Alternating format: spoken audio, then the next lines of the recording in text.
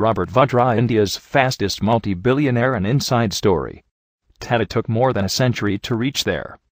Ambani, even with unlimited political help, took 50 years to become billionaire. But Delhi businessman Robert Vadra took just less than 10 years to become a multi-billionaire. How? Why Indian newspapers and television channels are scared to discuss this story. Reason is simple: Robert Vadra not an ordinary Indian businessman. He is in fact third in line to become India's next Prime Minister. Of course, Robert Vadra is son-in-law of Indian's power broker Antonio Mano aka Sonia Gandhi. No wonder Indian newspapers and television channels are too scared to discuss this subject. But we live in a free world. Let's freely discuss and applaud phenomenal growth of India's fastest billionaire businessman. Let's start with background of Robert Vadra from a period before his meeting his golden goose Priyanka. Robert in fact only half Indian. He was born to Rajendra and Maureen Vadra in 1969. Rajendra Vadra hails from Uttar Pradesh and Maureen Akamikdana of Scottish origin. Before entering to India's royal family, Robert Vadra was running a recycle metal business, in simple terms collecting used industrial waste from companies and resell it. As you could imagine, not a golden egg-laying business. It's quite amazing that in next 10 years he grown into multi-billionaire. Robert Vadra met Priyanka Gandhi at the house of common expatriate friend Ottavio Quattrocchi. Yes, the surprise Boforza scandal middleman Quattrocchi. Robert Vadra's marriage with Priyanka was in 1997. But it was followed by tragic and suspicious deaths of his brother, sister, and his father in the next decade.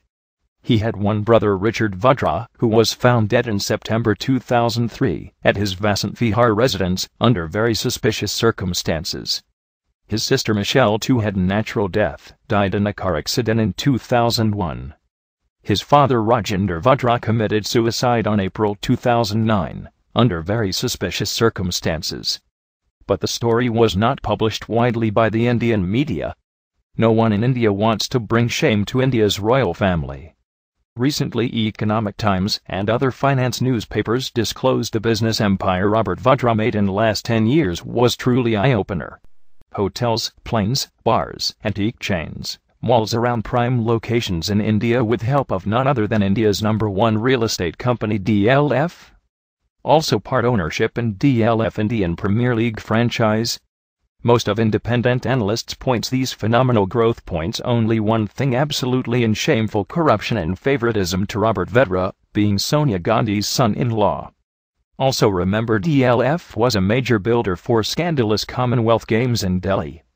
We may not dig too much to find why Indian government protected and very reluctant to take actions against Indian Olympic Association President Suresh Kalmati. Surely Suresh Kalmati can blackmail Sonia's government, showing favoritism given to DLF because of Robert Vadra. Apart from DLF malls, Robert Vadra part owns many Hilton hotels, including Hilton Garden in New Delhi.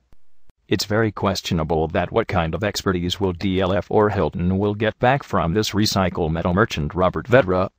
Or he is lucky mascot to get through all regulatory hurdles in India. Also, he is in the list of 33 VIPs accepted from security checks and frisking at airports and any Indian embassy, the only one without any government position. Other VIPs, like the Dalai Lama, Chief Justice of India, the President, the Prime Minister, and former presidents. No airport frisking will be very helpful for an antique chain owner like Robert Vadra, especially when he can easily transfer invaluable Indian antiques to his Italian retail shops. Robert Vadra got many business partnerships with India's biggest real estate company DLF. Cricket is India's next biggest money-spinning machine. No wonder Robert Vadra's association was sought by most of franchise owners. Robert Vadra's association with Calcutta Knight Riders and Shah Rukh Khan is never reported in shameful Indian news media. Other scandal, where Robert Vadra associated, is none other than infamous 2G spectrum scam. It's alleged that one of the biggest beneficiary companies, Unitech, is 20% owned by Robert Vadra. No wonder Indian government tried and still trying to derail all enquiries on 2G spectrum scam, though many ex-ministers are in jail now. It's expected that due to involvement people like Robert Vadra, these case will never reach a decisive conclusion. After all, CBI is controlled by Indian Prime Minister Manmohan Singh, who is appointed by Robert Vadra's mother-in-law Sonia Gandhi. Media reports on Robert Vadra's association with Unitech were suppressed by media moguls in India. Other business Robert gained recent years includes prime properties all over India, especially commercial hubs, and a taxi business but for air taxis. Yes, poor man Robert owns few planes as well. Skylight Hospitality Pvt Ltd, a company wholly owned by Vadra, and his mother Maureen Vadra owns business hotel Hilton Garden Inn, in the upscale South Delhi business district Saket. The hotel is located within the DLF Place Mall, also known as DLF Courtyard. Also, several of Robert's companies have received unsecured loans. Unsecured loans are treated as bribe. Yes, it's the same reason why Karunanidhi's daughter Connie Moshi in jail now, as she took unsecured loans from Unitech to start Kalanjar TV. Same reason why Dayanidhi Maran facing jail term, as he took unsecured loans from Malaysian company via Aircel to his Sun network. So one rule for them and another rule for India's royal family. It's ironic why India's top real estate company need help from a recycle metal merchant. Reasons are crystal clear. DLF need Indian power broker Sonia's son-in-law to get through many hurdles in their operations all over India. If this is not blatant misuse of power or favoritism, we might need to redefine those words.